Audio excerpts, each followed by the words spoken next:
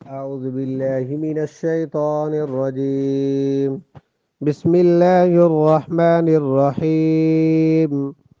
أم تريدون أن تسألوا رسولكم كما سئل موسى من قبل ومن يتبدل الكفر بالإيمان فقد ضل سواء السبيل. ود كثير من أهل الكتاب لو يردونكم من بعد إيمانكم كفارا حسدا من عند أنفسهم من بعد ما تبين لهم الحق فاعفوا واصفحوا حتى يأتي الله بأمره إن الله على كل شيء قدير.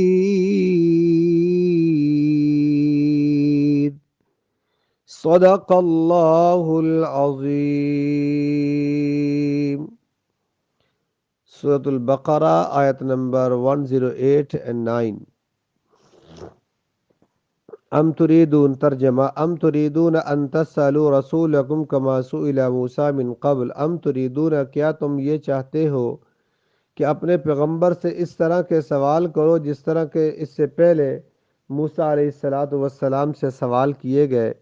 وَمَن يَتَبَدَّلِ الْكُفْرَ بِالْإِيمَانِ اور جو شخص تبدیل کرے ایمان کو کفر کے بدلے میں، یا جس شخص نے ایمان چھوڑ کر کفر اختیار کیا تو فقط ضل سواء السبیل وہ سیدھے راستے سے بھٹک گیا. ود کثیر من اہل الکتاب لو یردونکم من بعد ایمانکم کفارا. ود کثیر بہت سارے اہل کتاب اپنے دل کی جلن کی وجہ سے یہ چاہتے ہیں کہ ایمان لا چکنے کے بعد تم پھر کافر بنا دیں، تم کافر ہو جاؤ. من بعد ما تبین لهم حالانکہ ان پر حق ظاہر ہو چکا ہے.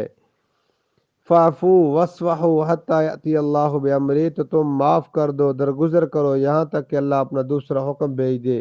ان اللہ علی کل شیء قدیر بے شک اللہ تعالی ہر بات پہ قادر ہے. ود کثیر من اس سے پہلے آیت ام تريدون ان تسألوا رسولکم کما سئل موسیٰ من قبل.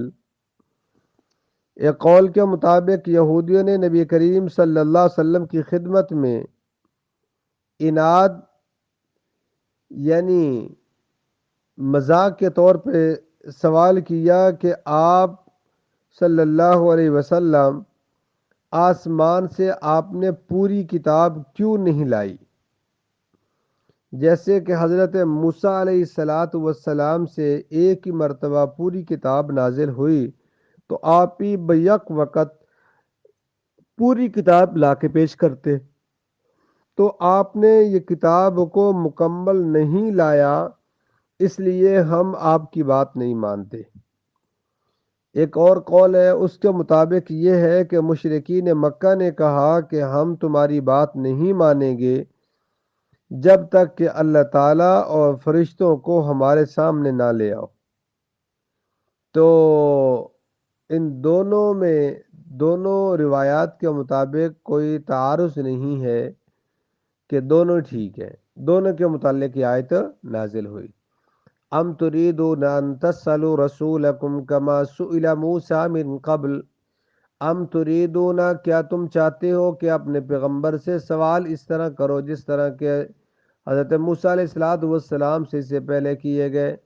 ان لوگوں نے بھی بے تک کے سوال کیے تھے.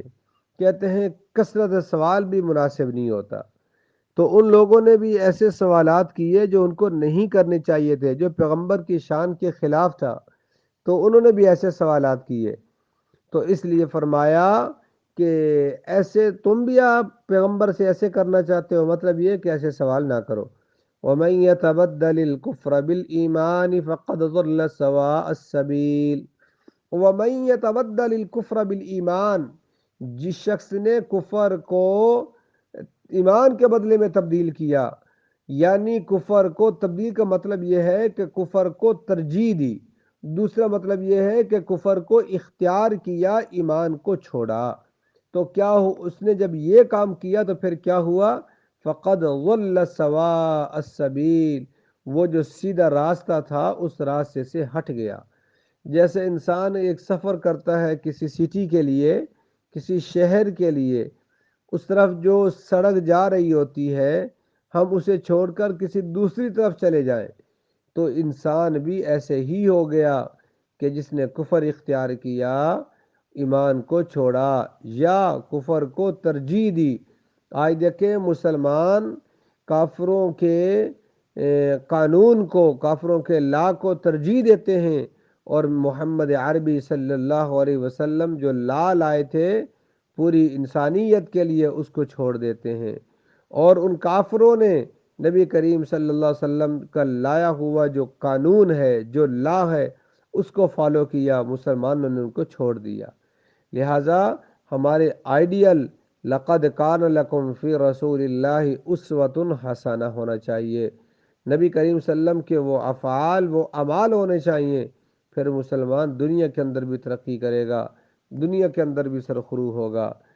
دوسری آیت میں فرمایا ود کثیر من اہل الکتاب لو یردونکم من بعد ایمانکم کفارا، یہ حسد کی وجہ سے یہ چاہتے ہیں کہ تم پھر کفر میں لوٹ جاؤ۔ آج آپ نے دیکھا ہے کہ جو شخص گستاخی کرتا ہے نبی کریم صلی اللہ علیہ وسلم کی، کارٹون بناتا ہے، اس کو کیا کرتے ہیں؟ ان کو ایوارڈ سے نوازا جاتا ہے۔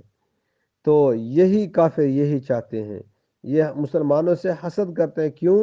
ان کو یہ پتہ ہے من بعد ما تبین لهم الحق، حق یہ اسلام ہے، کہ یہ اسلام جو ہے یہ حق ہے، یہ سچا مذہب ہے، اس کو پہچاننے کے باوجود وہ اس سے انکار کرتے ہیں۔ اس لیے کیوں کرتے ہیں؟ یہ حسد کی وجہ سے کرتے ہیں۔ حسد ہوتا کیا ہے کہ ایک دوسرے کے پاس کوئی چیز دیکھے تو دل کے اندر یہ تکلیف محسوس کرے کہ یہ چیز اس کے پاس کیوں گئی ہے، یہ تو میرے پاس ہونی چاہیے تھی۔ تو اللہ نے ان کو تو توفیق نہیں دی، اور یہ ان کے ذہنوں پہ، دلوں پر مہر لگ چکی ہے، سٹمپ لگ چکی ہے۔ اب اس وجہ سے یہ ایمان تو لاتے نہیں، اور مسلمان جو ایمان لائے اس پہ بھی حسد کرتے ہیں کہ یہ بھی ایمان سے پھر جائے۔ فَاعْفُوا وَاصْفَحُوا حَتَّى يَأْتِيَ اللَّهُ بِأَمْرِهِ، فرمایا ان کی باتوں سے درگزر کریں، وَاصْفَحُوا، اور کیا کریں؟ صبر سے کام لیں اور درگزر کریں، یہاں تک کہ اللہ کا حکم آ جائے، اللہ کا عذاب آ جائے۔ ان اللہ علی کل شیء قدیر، بے شک اللہ ہر چیز پر قادر ہے۔ اللہ عذاب لانے پر بھی قادر ہے، عذاب کو ہٹانے پر بھی قادر ہے۔ اللہ جو انسان کے دلوں کے اندر ہے، جو ابھی بات ہے دل میں، پھر ہم اس کو سوچیں گے، پھر وہ ہم اس کو زبان پہ لائیں گے، لیکن ابھی جو اس کے بعد ہم سوچیں گے دل میں آئے گی، اللہ اس پر بھی قادر ہے۔